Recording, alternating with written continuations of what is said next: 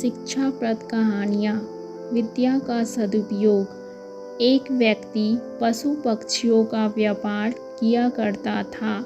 एक दिन उसे पता लगा कि उसके गुरु को पशु पक्षियों की बोली की समझ है।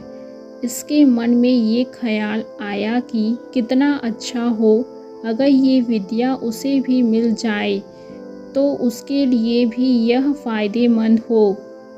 वह पहुंच गया अपने गुरु के पास और उनकी खूब सेवा पानी की और उनसे ये विद्या सिखाने के लिए आग्रह किया।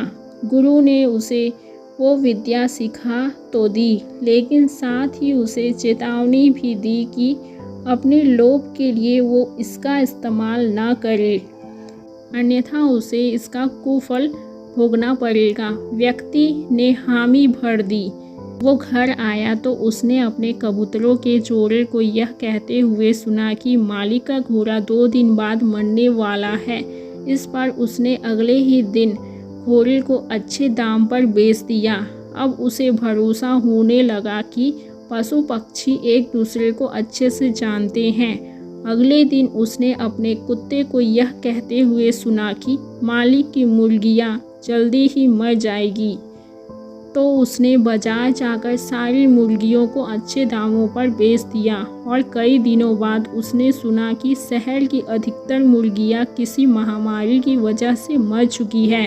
वो बड़ा खुश हुआ कि चलो मेरा नुकसान नहीं हुआ।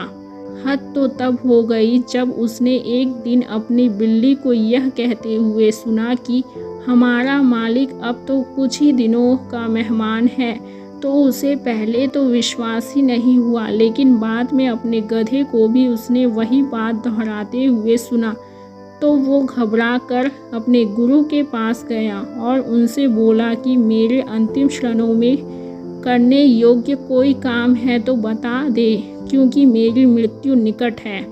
इस पर गुरु ने उसे डांटा और कहा कि मूर्ख, मैंने पहले ही तुझसे कहा था अपने हित के लिए इस विद्या का उपयोग मत करना, क्योंकि सिद्धियां ना किसी की हुई है और ना किसी की होगी। इसलिए मैंने तुझे कहा था कि अपने लाभ के लिए और किसी के नुकसान के लिए इनका प्रयोग मत करो।